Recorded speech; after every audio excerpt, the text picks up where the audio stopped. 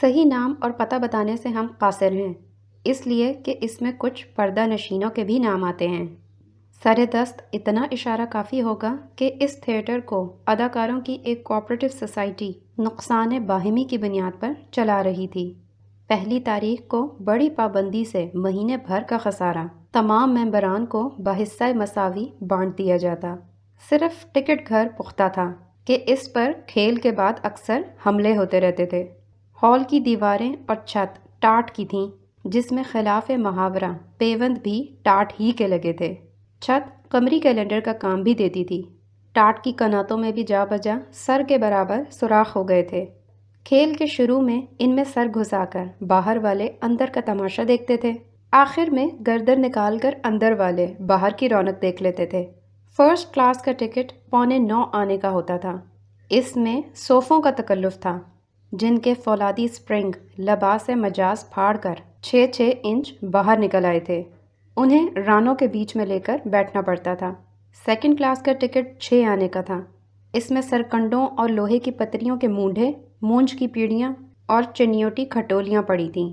تیسرے درجے میں فرشی نشست کا اہتمام تھا۔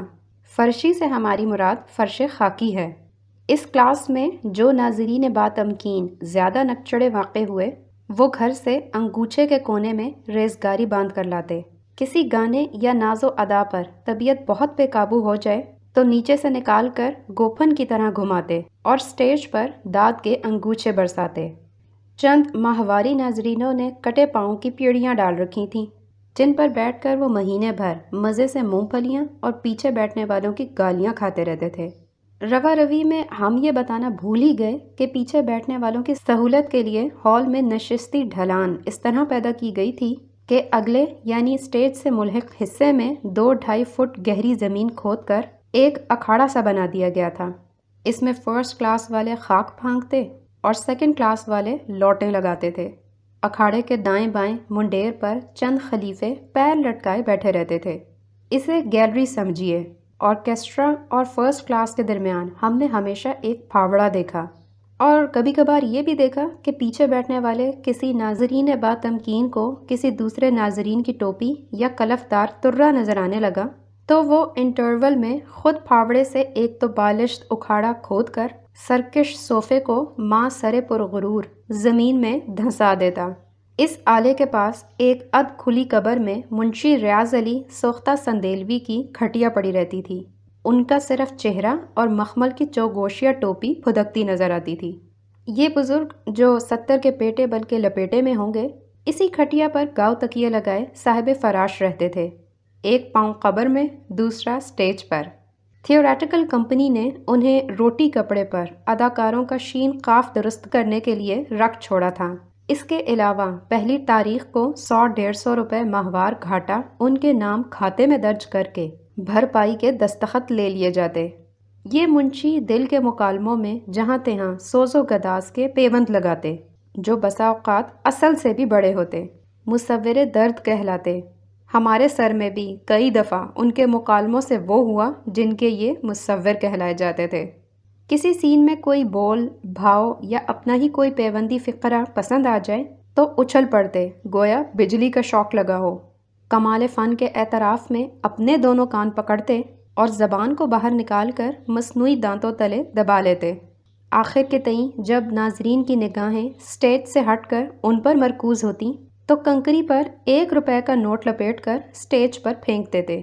ان کی دیکھا دیکھی ناظرین بھی سونے کے دانت والی ہیروئن پر نوٹوں کی بوچھاڑ کر دیتے۔ ایک دن کسی نے ہمیں بتایا کہ تھیٹر والے انہیں 5.25 روپے یومیہ دیتے ہیں، جن میں ان کے پھینکے ہوئے 5 روپے بھی شامل ہوتے ہیں۔ اس تھیٹر میں کوئی کسی کا آقا یا ملازم نہیں تھا، سب مل جل کر کام بگاڑتے اور ایک دوسرے کے سر درد اور مسائل میں اضافہ کرتے۔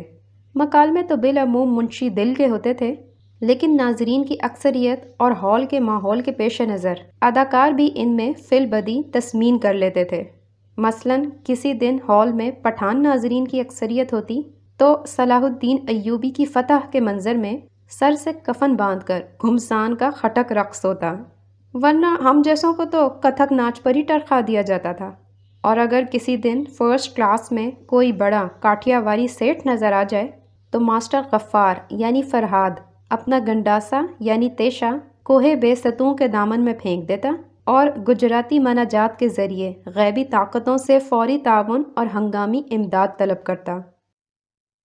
سیٹ اور پردے بھی سب کے اصلاح و مشورے سے بنائے جاتے، چنانچہ سینری کے ہر رنگ سے مشورہ ٹپکتا تھا۔ ایک پردے پر گاؤں کا روح پرور منظر کچھ اس طرح دکھایا گیا کہ ایک البیلی مٹیار آرزو اور تہذیب دونوں سے کم تر لاچا باندھے، سر پر ایک چمپئی رنگ کا گول مٹکا رکھے، بالکل اسی رنگ اور سائز کے دو کولہے مٹکاتی پنگھٹ جا رہی ہے، جہاں امیر خسرو کے حلیے کے ایک بزرگ بغل میں ننگی تلوار دابے اوق سے پانی پی رہے ہیں۔ سارا ڈول خالی ہو گیا، مگر نظریں کہہ رہی ہیں کہ گوری پردیسی کی پیاس نہیں بجھی، اور دور پس منظر میں گاؤں کے جوہڑ میں ایک سٹیمر کھڑا ہے جس کی چمنی کے دھوئیں سے آسمان پر اللہ رقم ہو گیا ہے۔ کھیل کے آخری سین سے پہلے مینیجر کمپنی ہاضا سٹیج کے کنارے پر کھڑے ہو کر اعلان کرتا کہ پبلک کے پرزور اصرار پر اور کمپنی کی مشہوری کے لیے کل بھی یہی کھیل نئی سینری کے ساتھ دکھایا جائے گا۔ سینری میں نیا پن اس طرح پیدا کیا جاتا کہ انہی پردوں کی ترتیب الٹ دی جاتی۔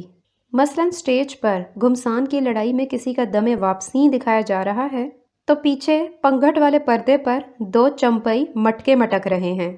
سوالیہ دم پوچھ رہی ہے، کون سی چال ہے یہ، آگ لگاتے نہ چلو، ایسے میں آنکھوں کا دم نکلے تو کیوں کر نکلے۔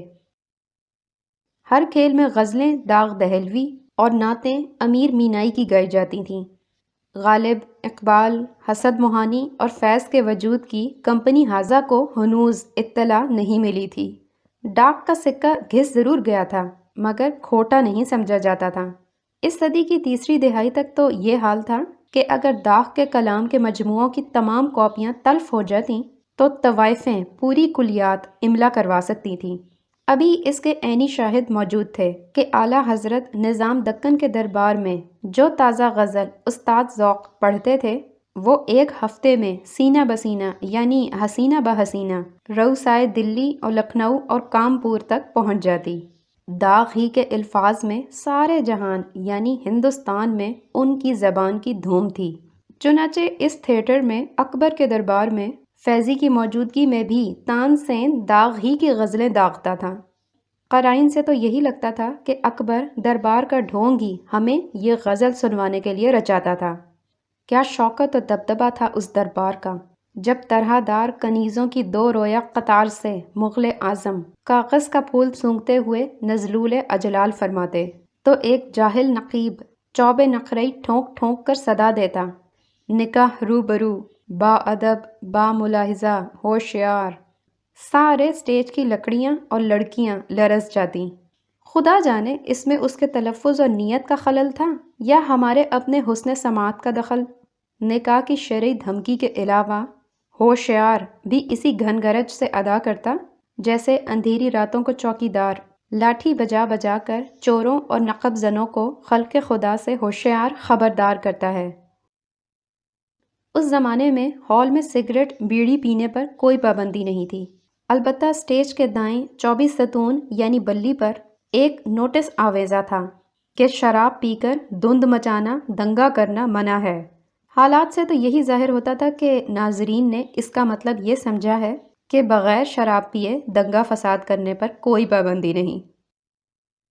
یہ ہمیں مرزا عبدالودود بیگ ہی نے بتایا کہ سٹیج کے پہلے پردے کے اوپر جو جھالر ہوتی ہے اس کی اوٹ میں خالی مٹکوں کی ایک قطار ہوتی ہے جس کے پیندے ناظرین کی طرف اور منہ ایکٹر کی طرف۔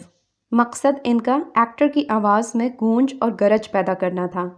یہ مائکروفون کا نعم البدل تھے۔ مرزا ہی سے مروی ہے کہ ان کی موجودگی کا علم انہیں اس وقت ہوا جب ایک گھڑا سہراب کے سر پر عین اس وقت گرا جب وہ ناخلف اپنے باپ رستم سے ہاتھ چلا چلا کر نہایت مقفع اور مسجع اردو میں گستاخانہ گفتگو کر رہا تھا۔ پردہ کھینچنے کے فرائض خود مینیجر کمپنی ہاضا سیاہ بو لگائے اپنے دستے خاص سے انجام دیتے۔ ونگ میں دوہرے ہو کر اس طرح کھینچتے جیسے گہرے کنویں کے ڈول کو پنہاری، پردہ گرانے میں بھی بعض اوقات اتنی دیر لگتی کہ سٹیج پر پڑی ہوئی فیناپیتھیلین کے خون میں لت پت لاش میں زندگی کے آثار پیدا ہو جاتے۔ شائقین کو موت یا قتل کا کوئی سین بطور خاص پسند آتا اور ونس مور کی صدائیں آتی تو اسے بار بار دکھایا جاتا۔ مقتول اٹھ کر حیدرآبادی انداز سے ہاتھ کا اوق بنائے سب کو آداب و تسلیم بجا لاتا اور پھر انتقال فرما کے دکھاتا۔ دیکھنے والے بالعموم ٹریجڈی پسند نہیں کرتے تھے، لیکن اس کو کیا کیا جائے کہ بعض ڈرامے ہوتے ہی ایسے ہیں جن میں اصل مجرم یعنی مصنف کے علاوہ سب قتل کر دیے جاتے ہیں۔ ہر کردار کو چن چن کر کیفر کردار تک پہنچایا جاتا ہے۔ کھیل شروع ہونے سے پہلے پردے کے پیچھے سے کوئی صاحب گھڑے میں منہ ڈال کر گونجدار آواز میں لاکھ برا چاہنے والے مدعی کو مطلع کرتے، وہی ہوتا ہے جو منظور خدا ہوتا ہے۔ لیکن اگر اس سے ان کی مراد وہ تھی جو سٹیج پر ہوتا ہے تو اس کی منظوری کا الزام خدا پر رکھنا نہیں چاہیے۔ منشی ریاض علی سوختہ سندیلوی کی یہ صریحاً حق تلفی ہوگی۔ اس زمانے کے چلن کے مطابق ٹریجڈی کو کامیڈی کا رنگ دینے کی یہ ترکیب نکالی گئی کہ تمت بالخیر یعنی آخری سین میں عاشق نامراد کی تربت دکھائی جاتی ہے جس پر 1000 کینڈل پاور کا نور برس رہا ہوتا ہے۔ سوگوار ہیروئن سیاہ برقع سیاہ چوڑیاں پہنے طباق سا منہ کھولے آتی ہے۔ سٹیج کے عقب میں خالی کنستروں پر کوٹ کوٹ کر بجلی کے کڑکنے کا صوتی اثر دیا جاتا ہے۔ ہیروئن ایک ہاتھ میں چھتری دوسرے سے غرارے کے پائنچے اٹھائے ہوئے، جس سے بھری برسات کے علاوہ بھری بھری پنڈلیوں کا سما دکھانا بھی مقصود ہے، وہ السلام علیکم یا اہل القبور کہہ کر لپٹ جاتی ہے۔ اس کی آنکھوں کے علاوہ سٹیج پر بھی اندھیرا چھا جاتا ہے، بجلی پھر کڑکتی ہے اور قبر شق ہو جاتی ہے۔ اس میں ہیرو مرحوم و مدفون علی گڑھ کٹ پاجامہ، ترچھی رامپوری ٹوپی اور عطر سہاگ لگائے کفن پھاڑ کر برآمد ہوتا ہے۔ ہیروئن قبر چھوڑ کر اہل قبر سے بغل گیر ہوتی ہے اور دونوں قبر پر بیٹھ کر بلمپت میں حمد گاتے ہیں اور آفات ارضی و سماجی کو للکارتے ہیں۔ ہال تالیوں سے گونج اٹھتا ہے۔ یا پھر فردوس بری کا منظر ہوتا ہے جہاں مردوں کی سرگرمیاں دکھائی جاتی ہیں۔ مرحومین یعنی شیریں اور فرہاد باغ ارم میں چہلیں کرتے دکھائے جاتے ہیں۔ متوفی بڑھ کر متوفیہ کو آغوش محبت میں کھینچتا ہے تو وہ با محاورہ اردو میں یہ کہتی ہے، ہٹو یہاں پر بھی کانٹوں میں کھینچتے ہو، اور کانٹوں کو گلے سے لگا لیتی ہے۔ ہیرو اس کا جواب عام فہم اور سلیس سسکیوں سے دیتا ہے۔ میت کے 5 بچے بھی دکھائے جاتے ہیں جن کی عمروں میں صرف ایک مہینے کا فرق ہوتا ہے۔ وجہ یہ کہ یہ منشی ریاض علی سوختہ کی ذہنی کوکھ سے جنمے تھے، اور اس کے ساتھ ہی ہال تالیوں سے گونج اٹھتا ہے۔ شو کے اوقات میں تھیوریٹیکل کمپنی گھڑی گھنٹے کی غلام نہ تھی۔ 2/3 ہال کے ٹکٹ بک جائیں تو پھر 1 گھنٹے سے زیادہ انتظار نہیں کرنا پڑتا تھا۔ ٹکٹ گھر کی کھڑکی پر ایک 4 فٹ لمبی تختی مستقل لگی رہتی، ہاؤس فل نہیں ہے۔ پردہ اٹھنے سے پہلے 3 رہکلے داغے جاتے۔ یہ وہی توپیں تھیں جن کے چلتے ہی ایک کھیل میں غنیم کے ہاتھی اس بری طرح بدکے تھے کہ ایک تو اپنی چپل اور بیڑی کا بنڈل بھی چھوڑ گیا۔ پلاسی کی جنگ میں جب یہ بونی توپیں چلتی تھیں تو جتنی دور گولا جاتا تھا اس سے 2-4 گز آگے چل کر یہ خود پہنچ جاتی تھیں۔ جو عیار فرہنگی گولے سے بچ نکلتا وہ ان سے ڈھیر ہو جاتا۔ پردہ اٹھتے ہی سب مل کر سلامی گاتے۔ تھیٹر کی دھنوں کے ٹکڑے کبھی کبھار ریڈیو کی ٹرانسمیشن سروس سے نشر ہوتے تو ایک دوسری دنیا میں لے جاتے۔ کسی کی یاد سے وابستہ خوشبو کا جھونکا، کسی بھولے بسرے نغمے کی گونج ایک پل میں اس امزاد کو سامنے لا کر کھڑا کر دیتی جسے زندگی کے کسی موڑ پر تنہا چھوڑ کر ہم آگے چلے آئے تھے۔ 2.5-3 سال تک تو اتوار بھی بینک میں گزرتا تھا۔ بار فراغت نصیب ہوئی تو اتوار کی صبح پاک بوہیمین کافی ہاؤس میں مرزا عبدالودود بیگ اور پروفیسر قاضی عبدالقدوس سے عالمی مسائل پر مناظرہ کرنے جانے لگے، اور سہ پہر کو اس تھیٹر میں گھنٹے دار حاضری۔ اتوار کا میٹنے شو پابندی سے دیکھنے والوں کو 2 آنے رعایت دی جاتی تھی، لیکن ہمیں کبھی بھی اس رعایت سے فائدہ اٹھانے کا موقع نہ ملا، اس لیے کہ ہم ہمیشہ طاہر صاحب ایڈوکیٹ کے مہمان ہوتے۔ موصوف کمپنی ہاضہ کے شب اول سے وکیل صفائی تھے۔ طاہر صاحب کمپنی سے نقد فیس نہیں لیتے تھے، احباب کو زیادہ سے زیادہ تعداد میں گھیر گھار کر لے جاتے، جس کا مقصد تفریح سے زیادہ کمپنی کو زیادہ سے زیادہ مالی نقصان پہنچانا ہوتا تھا۔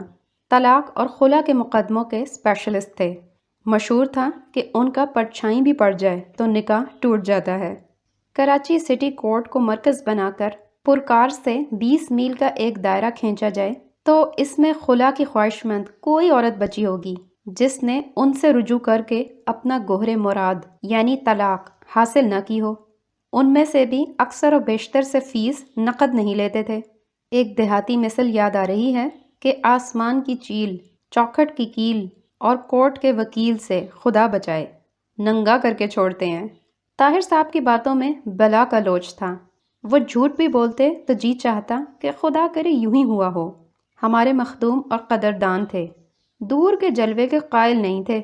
2-3 دفعہ ہاتھ پکڑ کر گرین روم میں لے گئے اور اپنی منظور نظر سونے کی دانت والی ایکٹریس سے تعارف کروایا۔ میک اپ کے بغیر وہ اور بھی خوبصورت لگ رہی تھی۔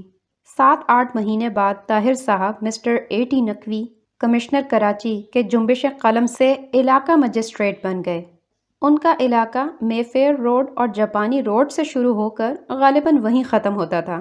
اب کچھ اور ہی تنتنا تھا۔ گھر پر اہل معاملہ کا ہجوم رہنے لگا۔ داؤ پڑے تو بے خرشہ معاملت بھی کر لیتے۔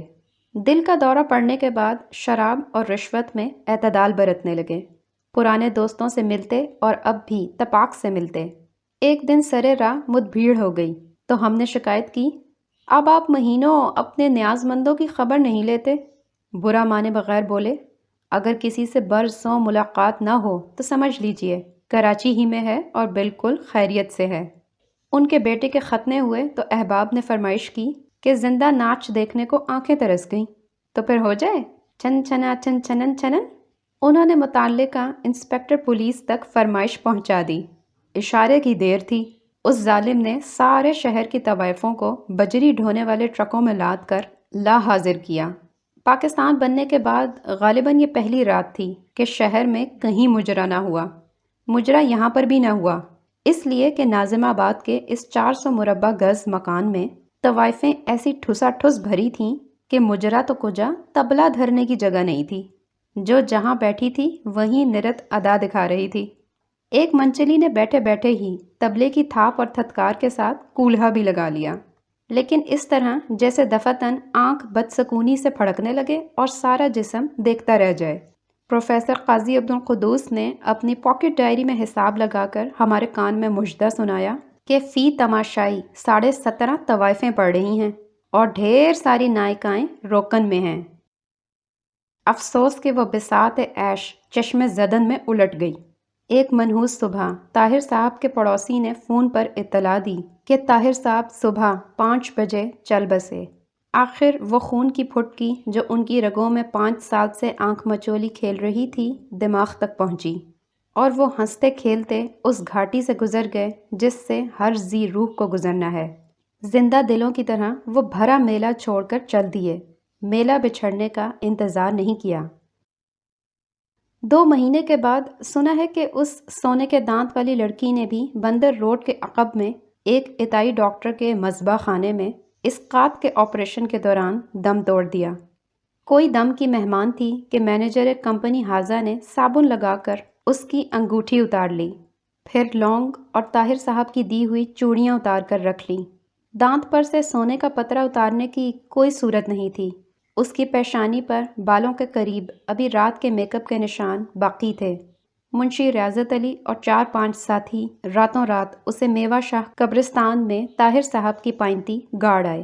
اس کے جسم نے ہوس کی بہت مار سہی تھی، کوئی زخم اس سے بڑھ کر اور کیا ہوگا۔ اس کے بعد وہ کمپنی بند ہو گئی۔ اس زمانے میں بھی کراچی میں سینما گھروں کی کمی نہ تھی۔ انگریزی فلمیں بکثرت دکھائی جاتی تھیں اور ہندوستانی فلموں پر بھی کوئی قدغن نہ تھا۔ اس کے باوجود کراچی کی اس پہلی اور آخری کمپنی کی بات ہی کچھ اور تھی۔ 20 برس ادھر کی بات ہے، ایسا ہی ایک اتوار اور ایسا ہی ایک شو تھا۔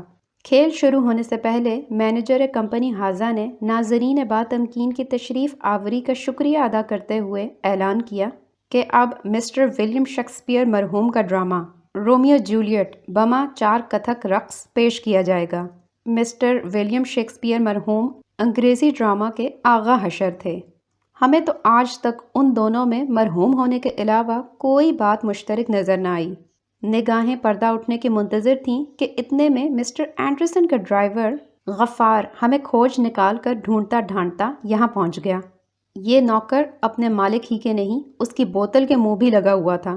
رات کو چوری کی شراب کے نشے میں دھت نہ ہو تو بینک کی کار چوری چھپے پرائیویٹ ٹیکسی کے طور پر چلاتا۔ رات گئے شہر سے غیر ملکی ملاحوں اور ٹورسٹوں کو ملیر کے ایک پرائیویٹ قہوہ خانے میں لے جاتا، جہاں صرف پاؤنڈ اور ڈالر میں محنتانہ وصول کیا جاتا تھا۔ غفار منہ مانگا کرایہ اور جان بین سے دلالی کا کمیشن وصول کرتا۔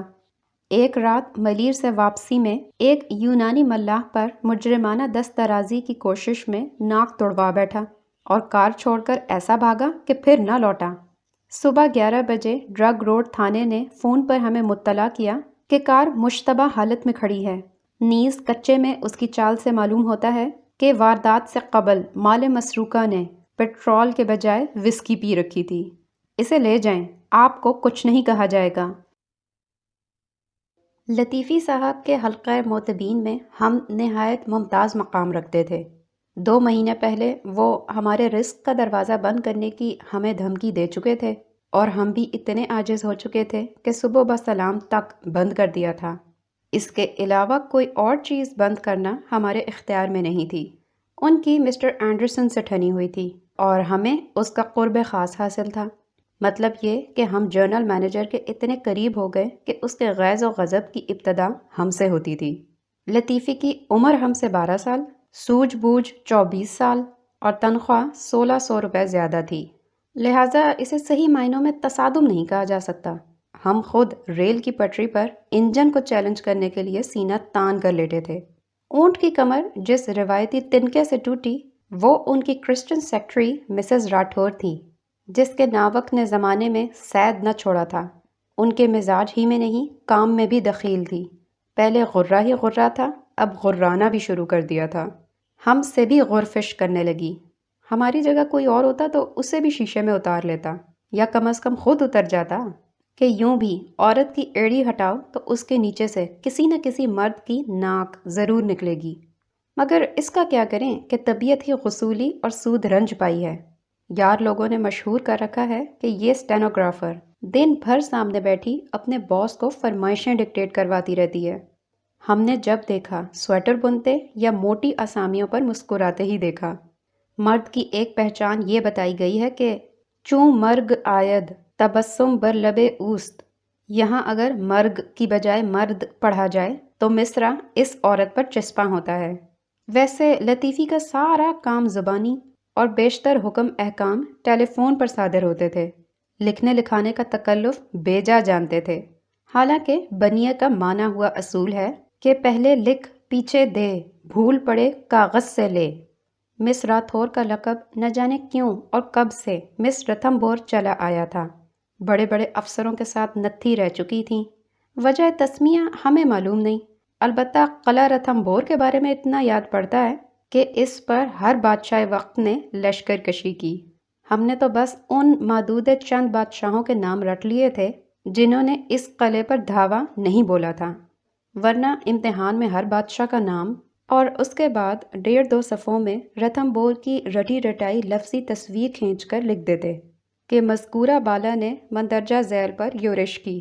اتنا طویل تعارف اس لیے ناگزیر ہو گیا کہ جب ہم اینڈرسن کے حضور لرزاں و ترساں پیش ہوئے تو نشے کو غصے نے سہ آتشا کر دیا۔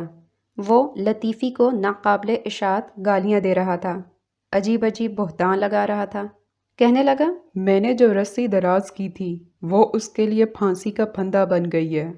وہ کمیشن کھاتا ہے، بسیں چلاتا ہے، بینک کے ذریعے درآمد کیا ہوا 1.25 گز روپے کا جاپانی لٹھا بالا بالا اپنے بینیامی پارٹنر کو 5 آنے گز میں بیچ دیا۔ بینک کے فرنیچر سے میں کلوور روڈ پر اپنی گرل فرینڈ کا پلش فلیٹ فرنش کروایا ہے۔ بے شمار قرضے بلا اجازت اور بے ضمانت دیے ہیں، جن کے سود کے حساب سے تم رات کے 12 بجے تک مغز مارتے رہتے ہو۔ اور تو اور مسٹر فلاں وزیر حکومت پاکستان کے نام 1 لاکھ روپے کا قرض دکھا کر ایک نئی کمپنی کے شیئرز خریدے، جس پر 1.5 لاکھ کا منافع ہوا۔ فرد جرم سنانے کے بعد مسٹر اینڈرسن نے مطلع کیا کہ کل شام بورڈ آف ڈائریکٹرز نے مسٹر لطیفی کو برخاست کر دیا ہے۔ یہ تلوار تو اس کی گردن پر ایک نہ ایک دن گرنی تھی۔ پھر ہدایت کی، اسی وقت میری کار میں بینک جا کر اس کی تجوری، الماریاں اور میز کی درازیں اور جو کچھ تمہیں اس کا نظر آئے سیل کر دو۔ اس کے حمایتیوں کے منہ بھی چٹ پر اپنے دستخط کر کے چپکا دینا۔ صبح ٹھیک 9 بجے اس سے کیش کا چارج لے لینا۔ وہ باسٹرڈ مجھ سے چارج لینے کے ڈریمز دیکھتا تھا۔ روپیہ اور عورت کبھی میری کمزوری نہیں رہیں۔ اور ہاں، تم اتنے پریشان کیوں نظر آ رہے ہو؟ ترقی مبارک، تم سے زیادہ اس عہدے کا اہل میرے پاکستانی ماتحتوں میں اور کوئی نہیں۔ مجھے تم سے بڑی امیدیں ہیں۔ Good luck. اور ہاں، صبح اس کی کار بھی اپنی تحویل میں لے لینا۔ جی تو بہت چاہتا ہے کہ تمہیں شیورلیٹ کار لے دوں، لیکن بڑی کار میں تم اور بھی مننے سے لگو گے۔ ہم رات کے 10 بجے تک ہر الماری، کیبنٹ، دراز اور تجوری پر اپنی دستخطی سلپ بجاتے گوند سے چسپاں کرتے رہے۔ ازروئے احتیاط ان کے تھرموس پر بھی مہر لگا دی۔ صبح لطیفی صاحب نے ہمیں اپنی کرسی کے کنارے پر نروس بیٹھے دیکھا تو اسے ہماری طبعی شوخی اور دفتری گستاخی پر محمول کیا۔ ہم نے ڈرتے ڈرتے ان کی برخاستگی کا پروانہ پیش کیا۔ حیران رہ گئے، انہیں اپنی برخاستگی سے زیادہ ہماری ترقی کا صدمہ تھا۔ اور جھوٹ کیوں بولیں، ہماری مسرت کی ترتیب بھی بالکل یہی تھی۔ جس ڈائریکٹر نے سنیچر کی شام کو ان کی برخاستگی کی قرارداد بورڈ سے بعجلت منظور کروائی تھی، اس نے اتوار کی صبح کو ان کے ساتھ دلی کی نہاری کھائی اور دن بھر ڈکارے لے لے کر رمی کھیلی، ہنٹ تک نہ دیا، جیسے کچھ ہوا ہی نہیں۔ لطیفی نے جھونجھل میں چابیاں سیاہ میز پر، جو کل تک ان کی اور آج ہماری تھی، اتنے زور سے پھینک کر ماری کہ میز پر لگے ہوئے دبیز شیشے میں ایک سورج سا بن گیا جس کی کرنیں دور دور تک پھیل گئیں۔ دن بھر ہم اپنے نئے فرائض نہایت جوش اور تندہی سے انجام دیتے رہے۔ رات کو ٹھاٹھ سے لطیفی کی کار میں گھر گئے، اپنے کوارٹر کی دہلیز پر اس وقت تک قدم نہ رکھا جب تک باوردی شوفر نے اتر کر دروازہ نہ کھولا۔ بچوں نے لالٹین کی روشنی میں ہماری کار اور ترقی کا ہر زاویے سے معائنہ کیا۔ انہیں ڈرائیور کی ٹوپی بہت پسند آئی۔ بیگم نے مرڈ گارڈ کو تھپتھپاتے ہوئے کہا، ہلکا سبز رنگ مجھے شادی سے پہلے بھی پسند تھا۔ ماں نے ڈبڈبائی آنکھوں سے پوچھا، بیٹا تم نے آج بھی روٹی کھائی یا نہیں؟ دوسرے دن یوم آزادی کی تعطیل تھی۔ ہم نے سب احباب اور اپنے تمام بہی خواہوں کو دلی کی نہاری اور آنکھ کا نشہ کھیل دکھایا۔ 15 اگست کو دفتر پہنچے تو ایک کرسی پر ایک ڈائریکٹر کے منہ چڑے افسر نور علی نجم الدین کھانڈ والا کو بیٹھے دیکھا۔ ہماری ہر الماری، کیبنٹ، دراز اور تجوری پر ان کی دستخطی سلپ چسپاں تھی، حتیٰ کہ ناک میں ڈالنے والے ڈراپس کی شیشی جو ہم میز پر بھول گئے تھے اس پر بھی لال چپڑی کی مہر لگی ہوئی تھی۔ ہم انہیں اپنے تختہ ہمایوں پر متمکن دیکھ کر بھونچکے رہ گئے۔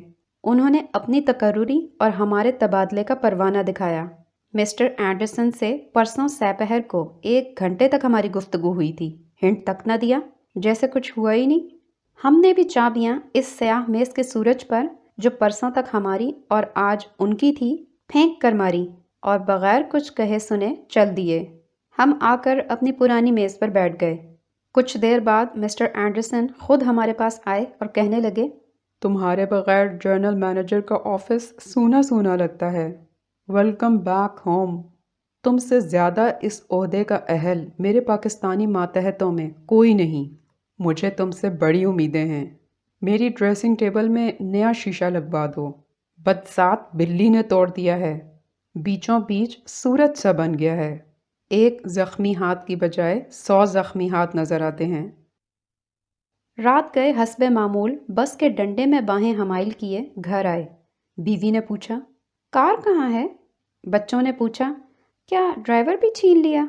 ماں نے ڈبڈبائی آنکھوں سے پوچھا، بیٹا تم نے آج بھی روٹی کھائی ہے یا نہیں؟ نظام سقا کو اس کی مشق واپس مل گئی۔